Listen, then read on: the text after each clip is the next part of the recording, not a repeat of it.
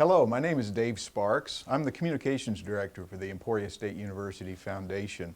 I'm really pleased to introduce you to one of the co-chairs of the Now and Forever, a campaign for Emporia State University, Carolyn Langenwalter.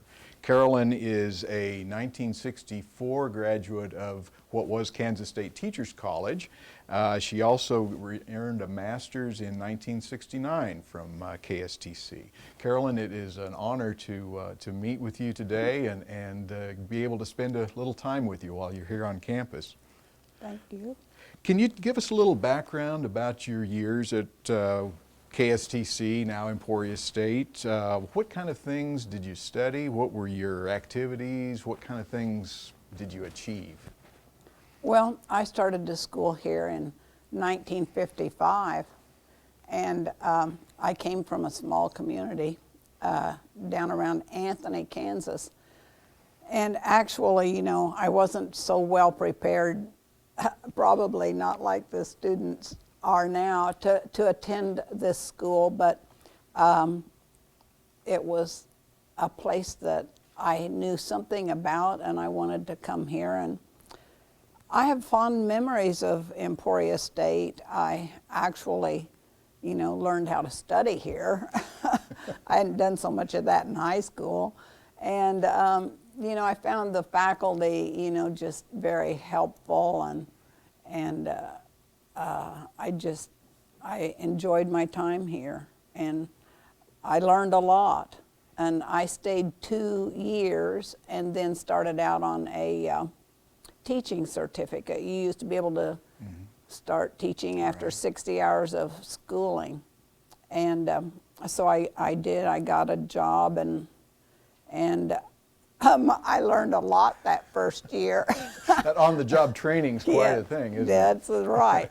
And but you know, those were good years, and I taught elementary school, and then my first husband was in the Air Force, and so we were at Plattsburgh Air Force Base in New York, and then I did a lot of substitute teaching, and I wasn't able to take the courses to continue. So then he was shipped on to Greenland, and that's an isolated tour. So then I came back to Emporia, and I knew that I wanted to finish my degree here. So I did that, and then I started teaching down at Winfield, Kansas. Sure. And I taught the next 23 years down there, and I taught the third grade most of the time.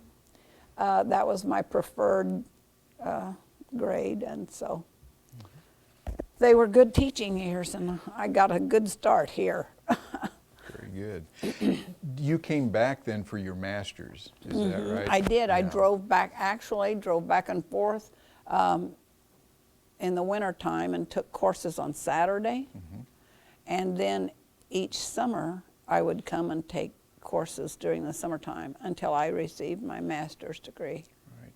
And what, almost 30 years of teaching? I taught 30 years, yes. And a lot of that time was spent in the public schools in Winfield, and then I moved into Wichita, Kansas, and I taught school at Wichita Collegiate, and that is a private school. So it was a different curriculum, and I found it very motivational, you know, to change, to switch gears and to do a private school after you'd taught in the public school. It was good for me. It kind of motivated me to start a little something different in my life, and I enjoyed that. Very good. We are really grateful for you agreeing to co-chair Now and Forever, the campaign for Emporia State. What is it about this place that makes you want to be a part of a comprehensive campaign like what we're involved in? Well, I used to sort of run away and hide around in corners thinking, oh, you know, they won't catch up with me. And then all of a sudden, something happened that really changed my opinion about education. I was friends with a fella in Wichita, and he was on the State Board of Education. And he said to me one time, he said, now, you know, you've got some money to spend at Emporia State, and you should do that. He said, I graduated from K-State and I give money to them. And I thought, oh, well, no, I don't know that I want to give away any money to Emporia State. But and I thought about that. And he said, they need your money because there's not enough state funding coming into these schools. So he said, they have to rely on alumni and they have to rely on people that have had good experiences at Emporia so that you give back to them at some point. And I thought, well, that's a new thought that I'm going to start giving back. So I think that guy, I thought, you know, if he's going to give money to K-State, I'm going to get busy and give money to Emporia State because they need it. He said so, and I had a good experience there, and I learned a lot. I became a successful teacher because of what I learned here. And so you do need to give back. And then I always have these people who tell me, oh, I'm going to leave all my money to my grandchildren. Well, you know, it's all right to give your grandchildren something. We give ours money. But you got to go back to where all this started. And because Emporia is my new grandchild. So, you know, you got to think of it that way. You start out something here, and if you can afford to give back, you should. You just really should do it because it's the right thing to help the next student and the person that wants to go to school. It's time to do it. So that's how I feel. Very good. It's a 150-year-old grandchild, but it's a grandchild nonetheless. Yeah, 150 years old. We are celebrating the fact that Emporia State's been around 150 years this year. How do you think the gifts that people like you make to the campaign are going to shape and impact the Emporia State of the future? What's going to happen with the money that people contribute to the campaign? Well, you know, all these schools, they all need the money, and they need it from their alumni. And it's what makes this whole thing work. They need the money for buildings. Now, I don't like to think about buildings so much as I do educating a person. However, buildings are important, and you've got to have them. I think this student union here is just wonderful, and I think it's great that they have built that and that there have been people who have given to it. I listened to some deans this morning, the education, and they spoke about the need for research and for things that students would do and how money could impact all of those things that they desire within their own educational departments. And I think a lot of times we don't think enough about what does the money go for, and why do we need it, and how are they going to use it. I hadn't thought about any of those things. It's only been recently that I decided to, you know, I have more time now, and I decided, well, maybe if I could help, I should.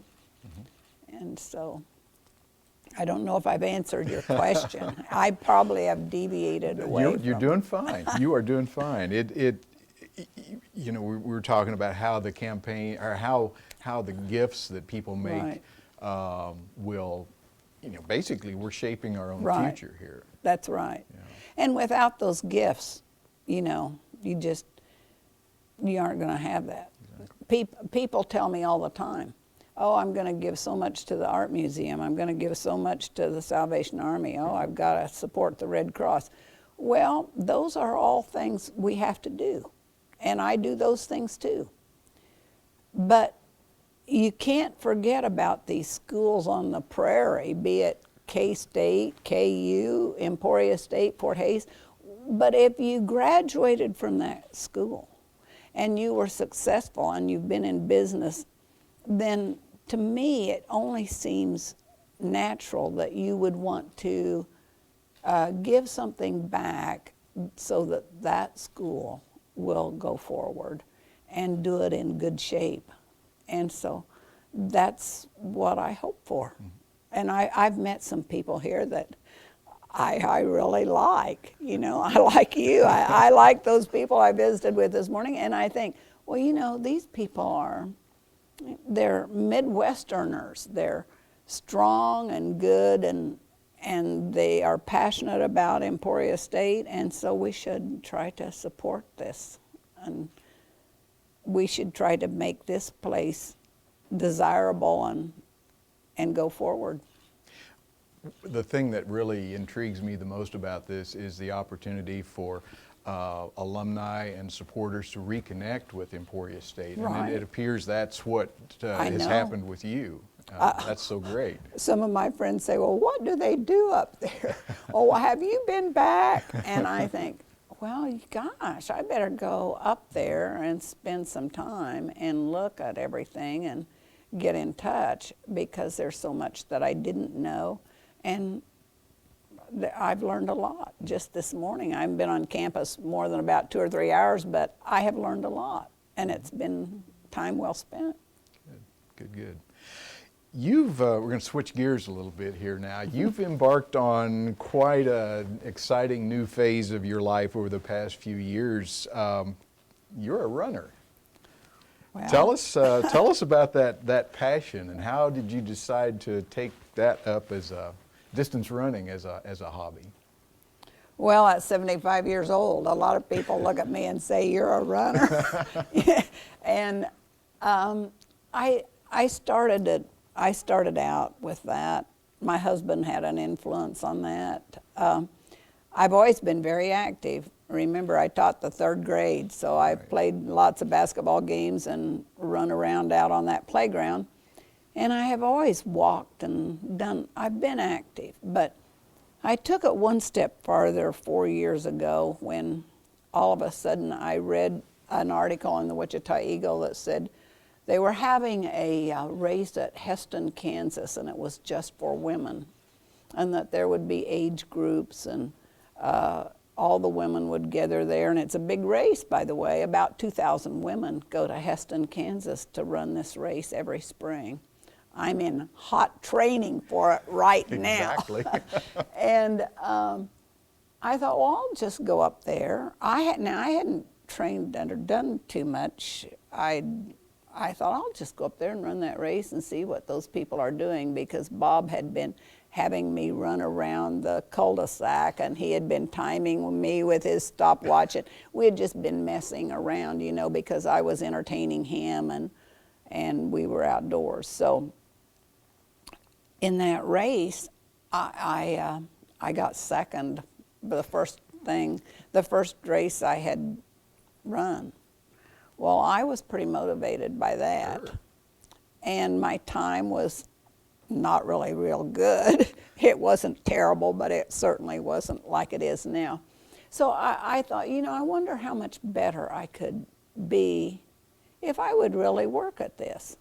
And I'm always motivated by setting goals and by being disciplined, and I've done that all my life. And so I thought, I'm just going to work at this and get better.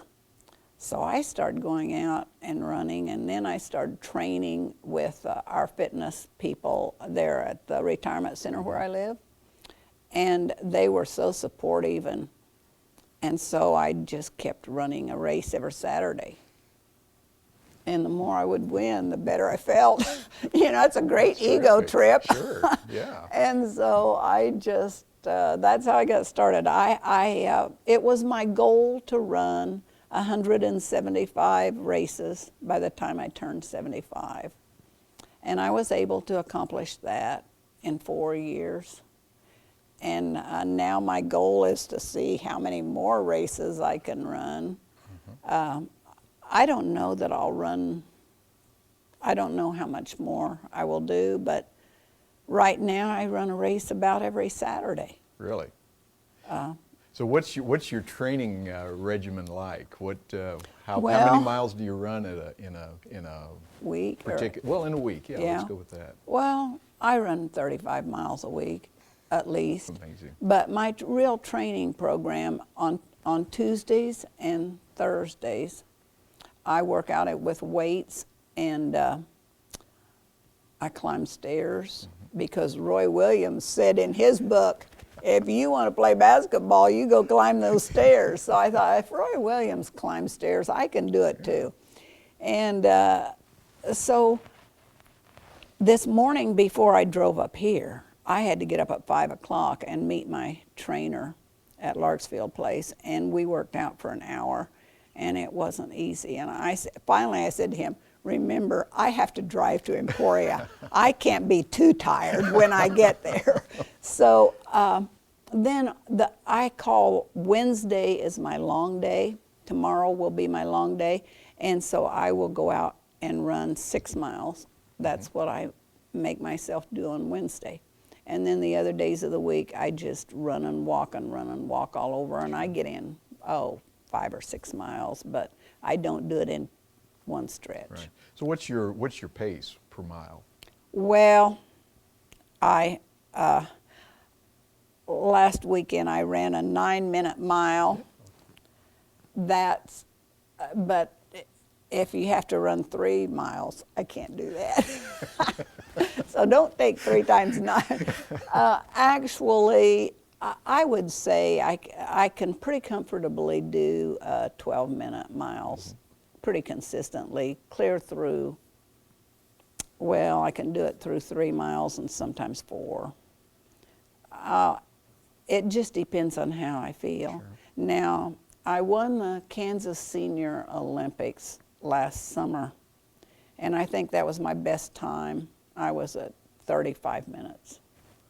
But I'd like to get, I have qualified for the Senior Olympics there in Cleveland, Ohio this summer, and I'm really working hard to get down to 34 because I look online and I know what I have to do. You know what your competition yeah, is. I know what I have to do, and I don't expect to win that. There are people out there my age that are just much better, but I'm in the top 10%.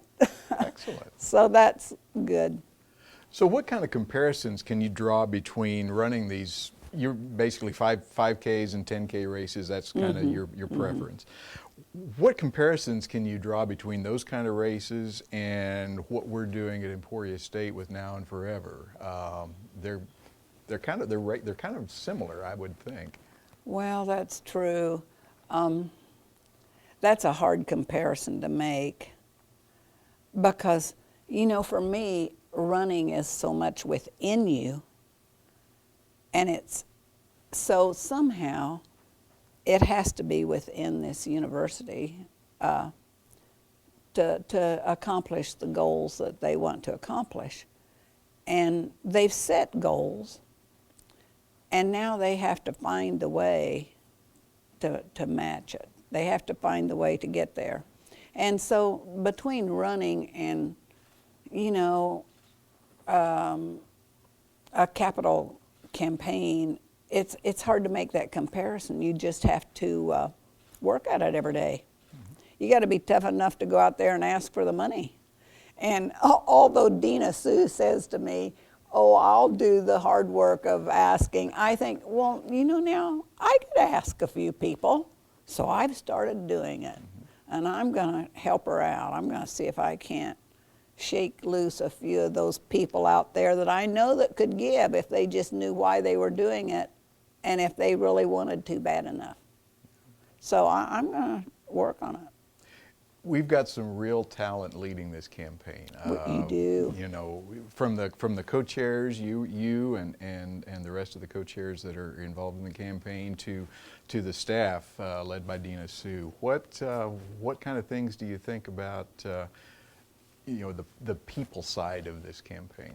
Well, I think they're great, and I just love your new president.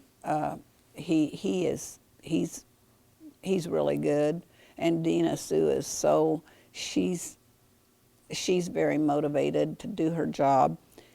But you know, if no one, if they never ask, if no one would ever ask you for anything, you probably do what I did all those years. Say, well, I'll just won't write that check. It's somebody else's job. Right. Yeah. But if somebody comes to you and says, how could you help? And what could you do to make a difference? And how would you be able to help? It creates that thinking process that has to go on. So, you know, I don't think it's wrong for this school to go out and say, hey, we've got to have the alumni help us. We've got to have people step up to the plate. It isn't wrong to ask for the things you really need to become a successful institution. KU does it every day. And of course, everybody would like to talk about basketball. I love basketball too.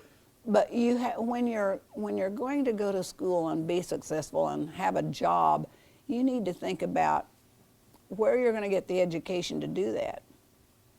You can't always be on a basketball floor, and you can't always be out running a race. You finally have to tie yourself down to how are you going to get to where you want to be. So we should never back down or feel that this isn't something we ought to be out there doing. And I would tap every alumni that you could find, because they may just be, it might be somebody like me that just would like to do that, you know, would like to help. Sure. And if no one had asked, I wouldn't be here today. Well, we're glad we asked. I'm glad you asked too, because I've learned a lot. Good. You know, at the end of the race, you're presented with a medal that signifies the achievement that you've just done. You finished the race. What do you think Emporia State's medal is going to be when, now and forever, when we reach that goal and move on from there? Well, that's another comparison that's hard to make, but I guess what you would say is, you know, 4 years, 5 years down the road, we've gathered together this much support and the accomplishments, and look at where we are today and all the hard work that's gone into this. And so the medal or the accomplishment, it'll be there, I think. I think that it'll happen because you've got good leadership. And so if you want to look at this as a race to the finish line, well, how hard are you going to run to get there? My trainer says, run harder, Carolyn, run harder, Carolyn.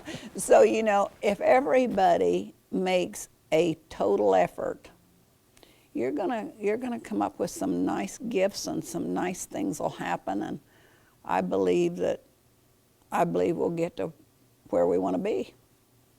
Very good. I hope so. Carolyn, thank you very much. We appreciate your time, and Well, we appreciate your you. contribution to Emporia State.